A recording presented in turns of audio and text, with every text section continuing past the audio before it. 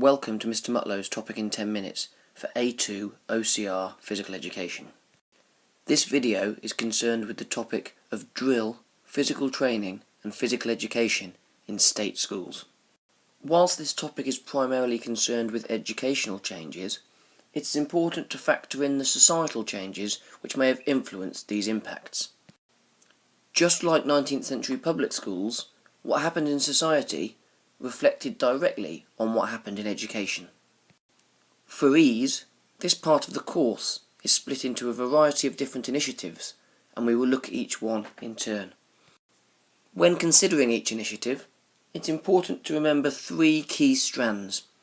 The content of that initiative, i.e. what was taught, the objectives of that initiative, i.e. what were the aims, and the methodology of that initiative. How was it taught or delivered? The answers to each of these three questions will help you to tackle any examination question asked. The first key initiative, which is highlighted on your syllabus, is the 1902 model course. This is where we will start our revision. In order to understand fully the content, objectives and methodology of the 1902 model course, it is important to consider why it was necessary and why it was introduced in the first place.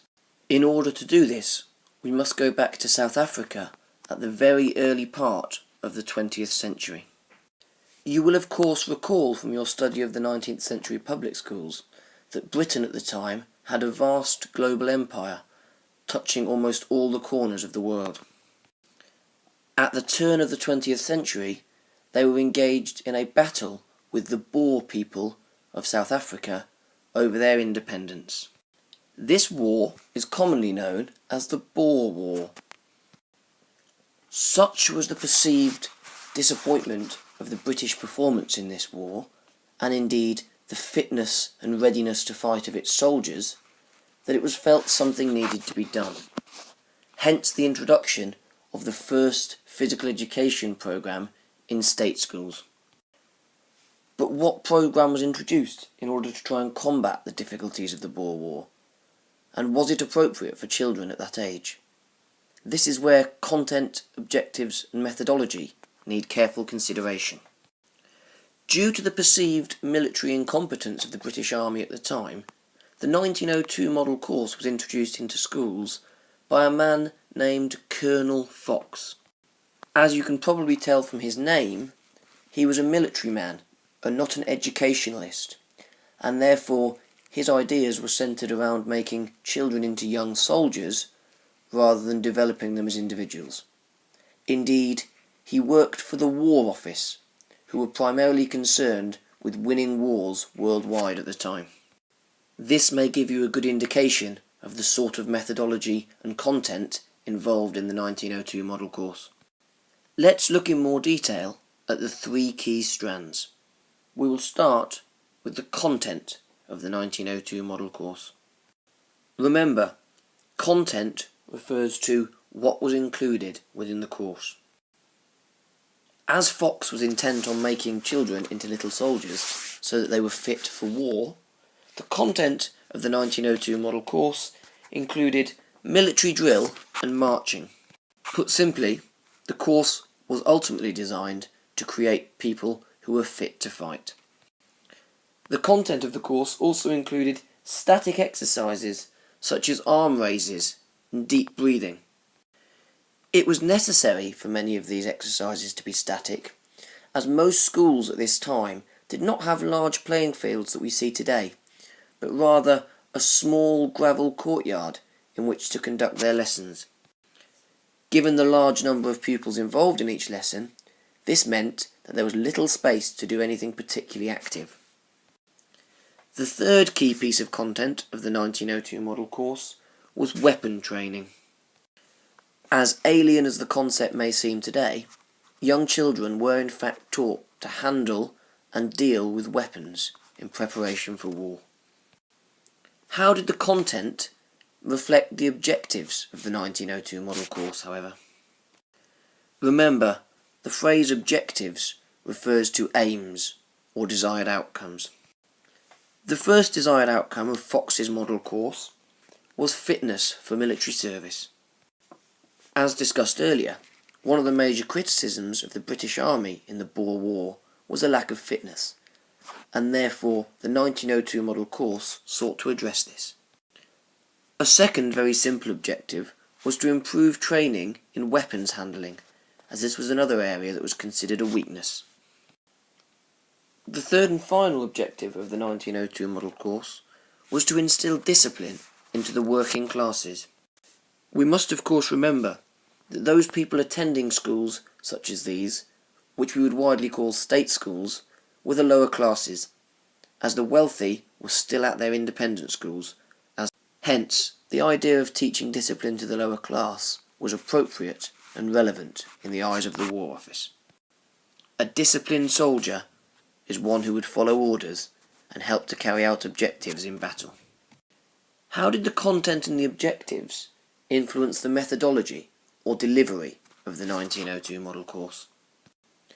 As the 1902 model course was largely a military-based enterprise, delivery was done through non-commissioned officers and privates in the army.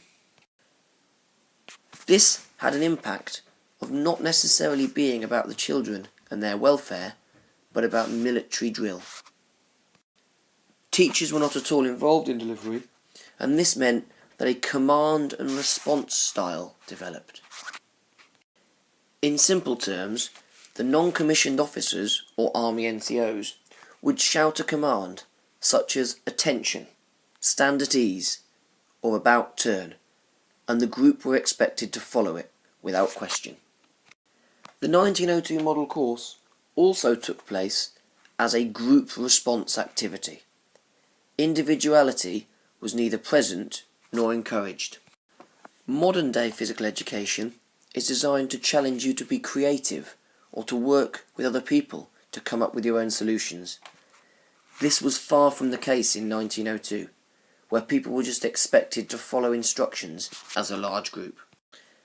The final bit of methodology which you need to understand is that the 1902 model course was delivered in ranks and files. Pupils stood side by side and one behind the other in a military-style formation, and all activity was conducted like this. Again here you can see the influence of Colonel Fox and the War Office on trying to make children into young soldiers. To conclude, the 1902 model course was created by an officer in the army to try and generate young rank and file soldiers for the army and to produce a better fighting force. This course, however, was soon replaced with the 1933 syllabus of physical training. In order to understand the 1933 syllabus of physical training, it's important to understand why the 1902 model course was replaced. The first major reason for the replacement of the 1902 model course was that it had been imposed by the War Office and Britain was no longer at war. It was therefore felt unnecessary for the continuation of the same programme. Equally, teachers were fed up of the NCO's command style and felt that military drill was unsuitable for young children. The most important reason for the transition to a new course, however, was the role of Dr. George Newman, who took the position of Chief Medical Officer at the Board of Education. Newman, like many of his colleagues at the board, considered that education and physical training as a part of it should be run by them and not by the War Office or by other groups. He therefore devised a programme which was beneficial to children and appropriate for use in schools. This became known as the 1933 Syllabus of Physical Training. Let's look at this syllabus in more detail, again considering content, objectives and methodology. Unlike the 1902 model course, Newman's 1933 syllabus focused on athletics, gymnastics and game skills.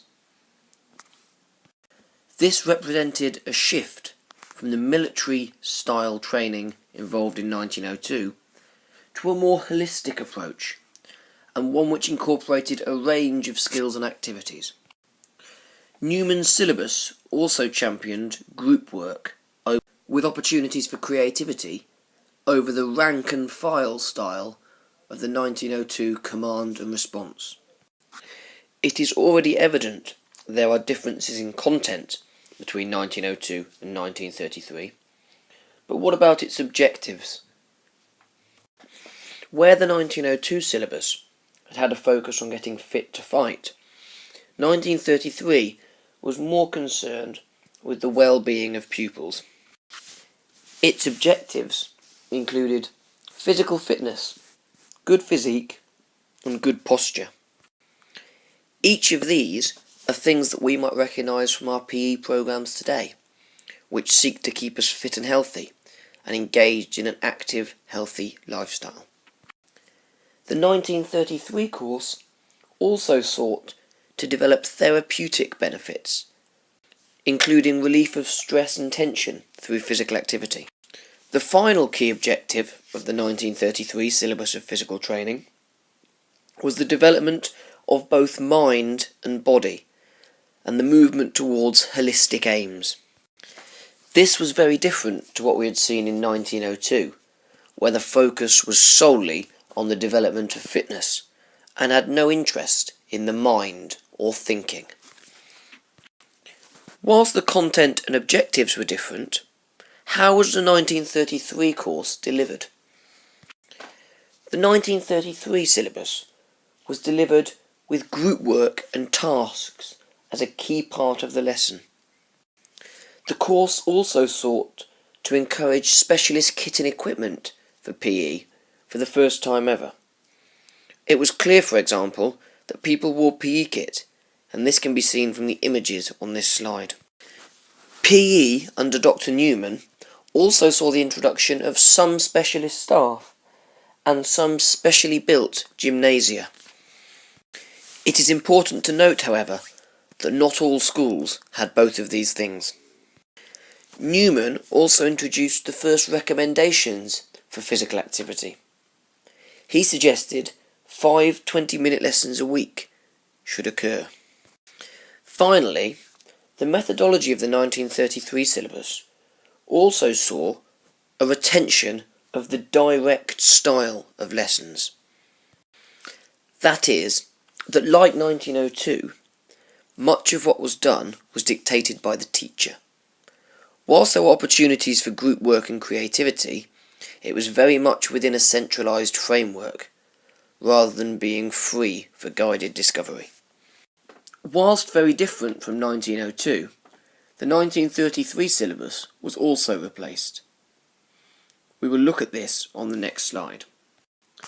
The 1950s saw the replacement of Newman's 1933 syllabus with 2 new syllabi, moving and growing and planning the programme. Whilst there are 2 syllabi here, you do not need to know each one discreetly. It is more important that you can refer to the 1950s approaches as a collective. The first question to address, however, is why the 1933 syllabus was replaced. The answers here are quite simple. Whilst the 1933 syllabus was very popular and Newman's work was lauded, there was a desire for an even less prescriptive approach and less centralisation in lessons. Equally, more female teachers were entering the profession, and that brought with it a more pastoral and less hard-line approach. Finally, the 1933 syllabus was replaced because most schools now had purpose-built gymnasia after World War II. All of these things led to the development of the 1950s approaches. As with the other courses, however, we are particularly concerned with the content, objectives and methodology. The content of the 1950s programmes was not too dissimilar to that of 1933. It included agility exercises, gymnastics, dance and game skills. This was largely reflective of the programme before, although it saw the introduction of dance or movement to music. Additionally, the content of the 1950s Moving and Growing and Planning the Programme syllabi included theme or sequence work and apparatus work, which was not necessarily common in previous syllabuses. Whilst it is clear there were some differences in content, what were the objectives or the reasons behind these changes? The 1950s approach saw a continuation of the idea of holistic development for pupils through physical activity. Indeed, these approaches were concerned with physical, social, and cognitive development for all involved. The 1950s also saw a shift towards enjoyment and a range of experiences for pupils taking part, leading to personal satisfaction and a sense of achievement. This coupled with the final element of the objectives of 1950, which was to increase involvement in physical activity for all people. This, in particular, is a change from 1933, and indeed from 1902, where the child's involvement was not a key factor in what was going on.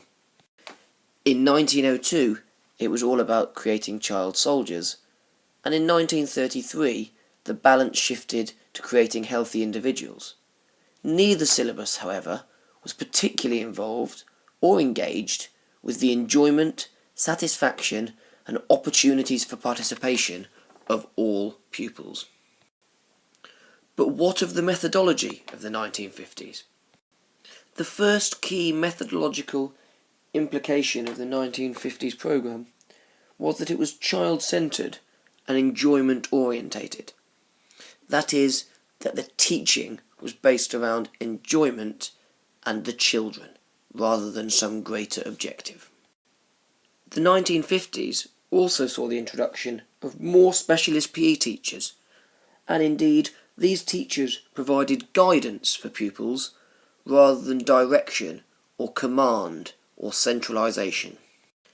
The 1950s approach also saw space for problem solving, creativity and exploration amongst pupils, and individual interpretation of a given task.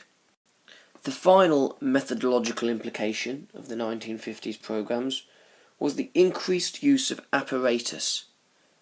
This included ropes, bars, boxes, mats, etc. What should be clear to you from the last 3 slides is the developmental journey which PE in state schools has undertaken, from a child-soldier approach to one which puts a child's learning and development first.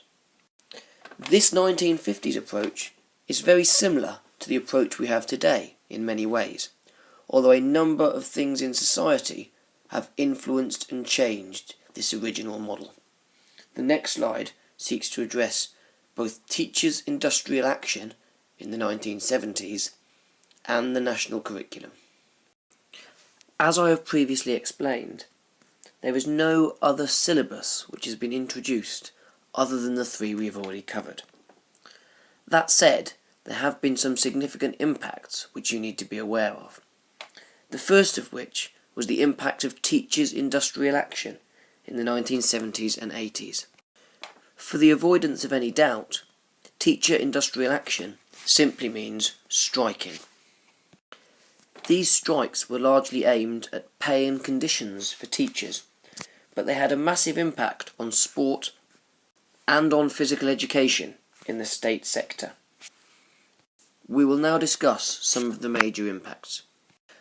As a result of teachers being on strike, there was reduced opportunity and provision for pupils to play sport. It goes without saying that without teachers and without schools, opportunities for sport are limited. The impact was also restrictive for extracurricular provision, and therefore for participation. These limits in participation generated negative press for teachers, who were apparently to blame for the situation, and also created frustration and disappointment amongst both children and their teachers. The final impact which you need to consider when discussing the overall contribution that teachers' industrial action made to physical education in the 1970s and 80s is the impact that a lack of provision in schools had on local community clubs. Given that provision in schools was now limited, the focus switched to community clubs, and therefore development in this area was rapid. Perhaps this helps to explain the rapid rise in popularity of community clubs in the past 30 years or so. In simple terms, this is all you need to know about the impact of teacher industrial action for the examination. It may well ask you the impact it had on sport in schools, and the answer to that is what we have just discussed. The final factor which influenced drill, physical training and physical education in state schools was the introduction of the national curriculum in 1988. This is something we will discuss now, with reference to the positive and negative impacts which it has had. We will begin our assessment of the impact of the national curriculum by looking at the positive ways in which it has influenced sport in schools. The first and most obvious positive impact of the national curriculum is that it has driven up standards. Given that everybody is now teaching the same, people are able to share good practice and to work on ways in which to teach it in a better style. That enables standards to be driven up and assessment to be made of the standard at which things are being delivered. The second positive implication of the national curriculum is that it now provides a broad and balanced sporting experience for all, with consistency of opportunity and content. Clearly, the new national curriculum allows pupils to experience a wide range of sports and an opportunity to develop in each of these sports. Previously, it was possible to go a whole year studying or focusing on only one or two major games. Thus, the national curriculum provides consistent opportunity and a broad sporting experience. The national curriculum also allows ease of transfer between schools for pupils who may move from one place to another due to their parents' job or other circumstances. This limits the impact of a move on a pupil and may also be beneficial for teachers who may switch between schools. As the same curriculum is followed, it is therefore very easy to pick up where you left off or to integrate as a teacher or a pupil. The national curriculum also provides an opportunity for increased likelihood of lifelong participation.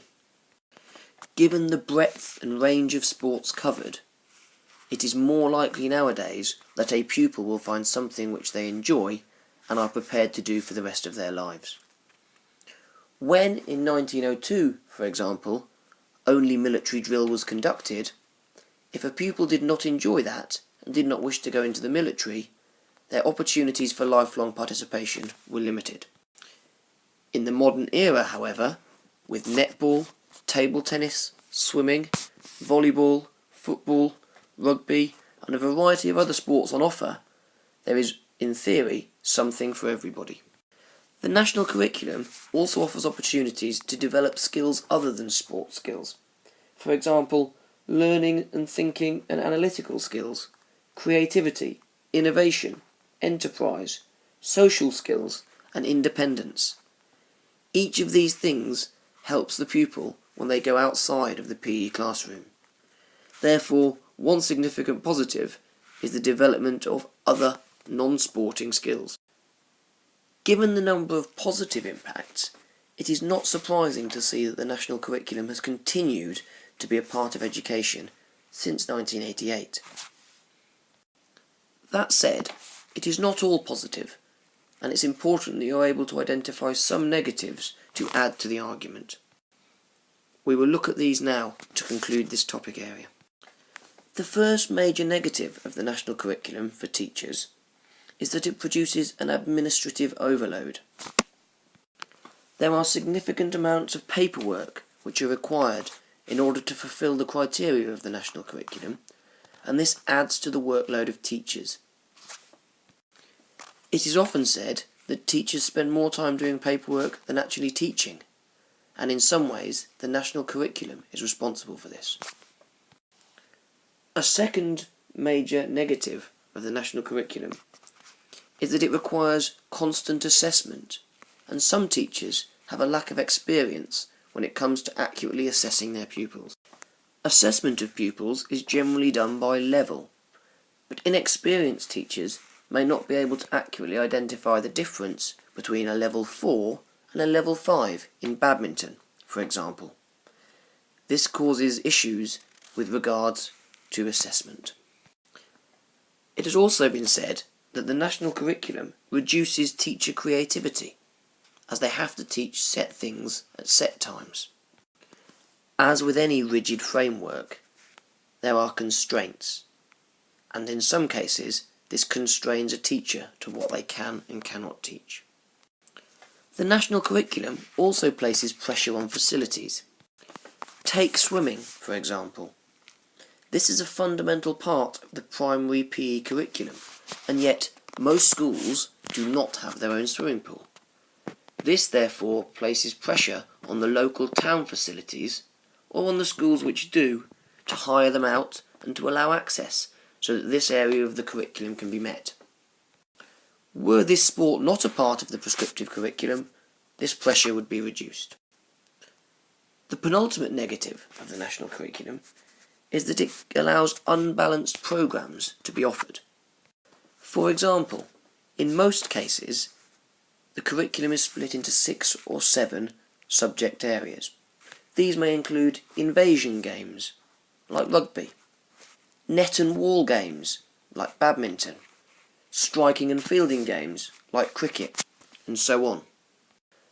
The problem with this, however, is that as long as each area of the curriculum is hit at some point during the year, there is freedom to teach as the teacher pleases.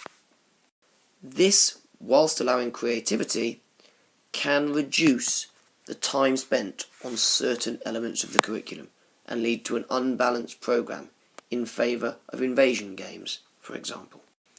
The final potential negative of the national curriculum is the demand it places on teachers. In PE in particular, this can be significant, as we are asking all PE teachers to be experts in a range of different sports. This is not always possible, and therefore they have to spend a lot of time researching or swatting up on certain curriculum areas, as they may not be a cricket player, for example.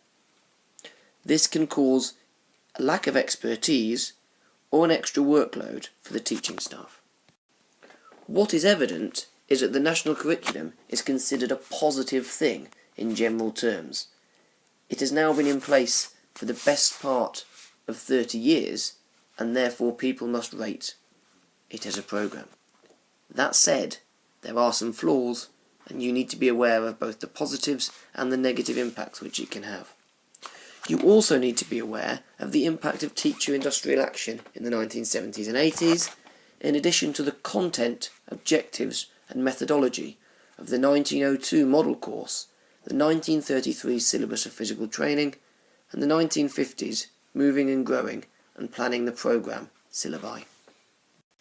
That concludes the topic in 10 minutes on drill, physical training and physical education.